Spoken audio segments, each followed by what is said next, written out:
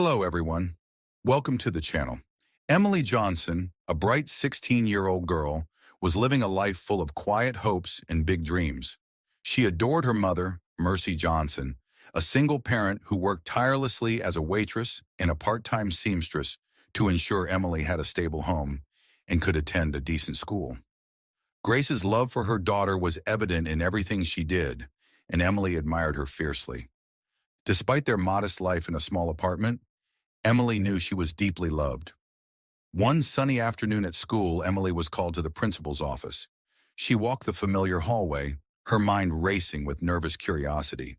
Confused but not overly concerned, she assumed it was about a late assignment or perhaps some school-related matter. But as soon as she entered the office, she saw the somber faces of the principal and a police officer. Emily felt a knot tighten in her stomach. "Emily," the officer began gently, "there's no easy way to say this. Your mother was in a motorcycle accident this afternoon. She didn't make it."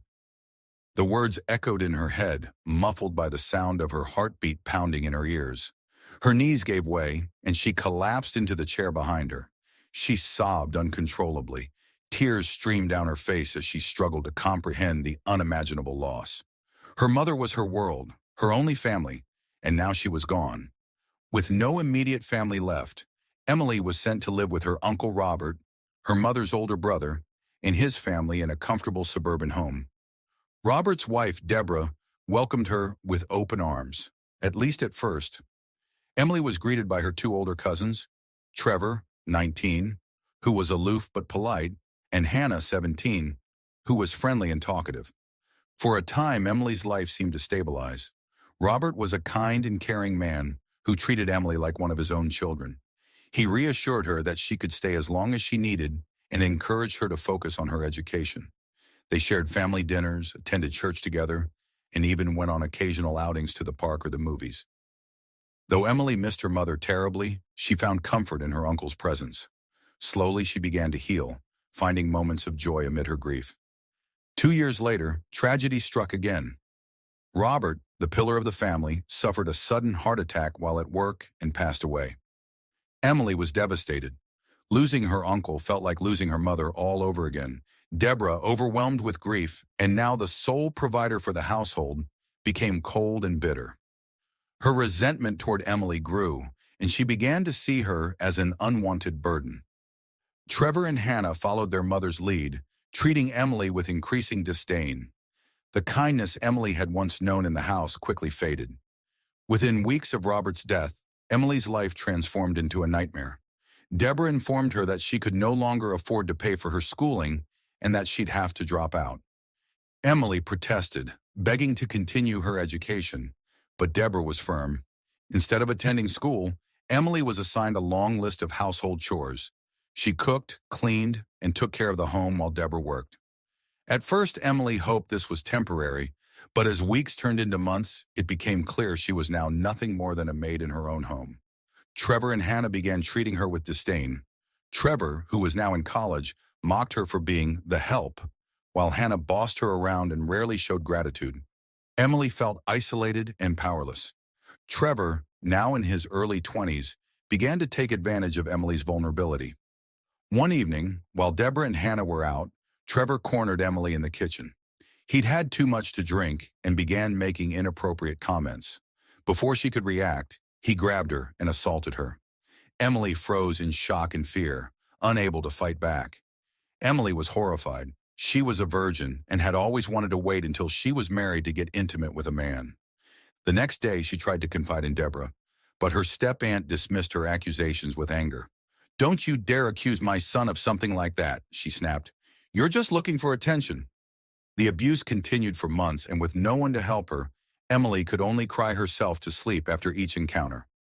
Emily's world became even darker when Deborah remarried a man named Victor. At first, Victor seemed kind and protective, but his true nature revealed itself quickly. He began to prey on Emily, assaulting her regularly when no one else was home. For years, Emily endured this abuse, trapped in a home where no one believed or cared for her.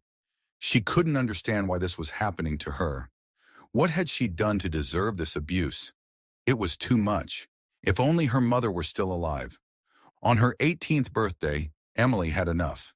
She packed a small bag with what little she owned, scribbled a note saying she was leaving, and slipped out of the house in the dead of night.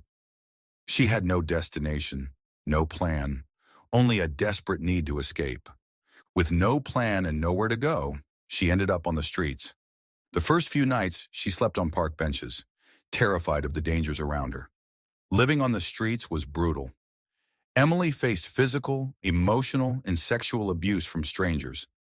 Hunger and cold became her constant companions, and she learned to sleep with one eye open. She scavenged for food in dumpsters and slept in alleys or homeless shelters when there was space. The emotional toll was just as severe as the physical.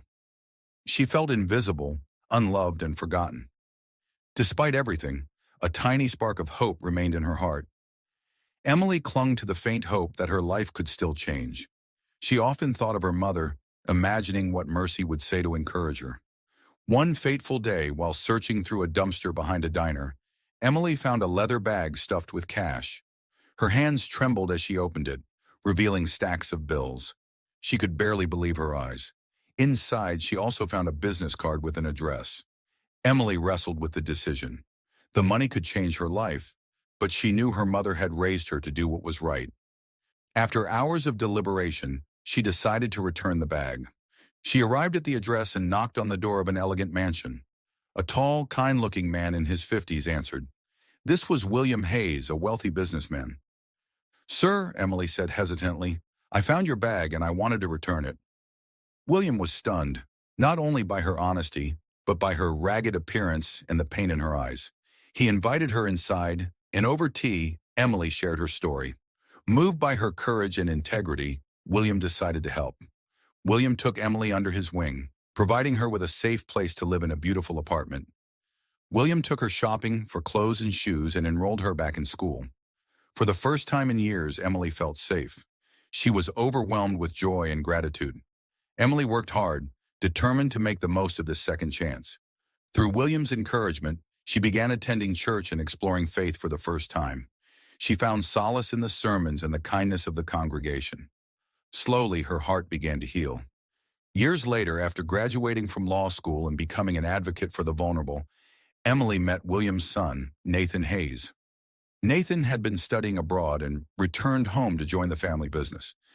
At first, their relationship was purely friendly, but over time, their connection deepened.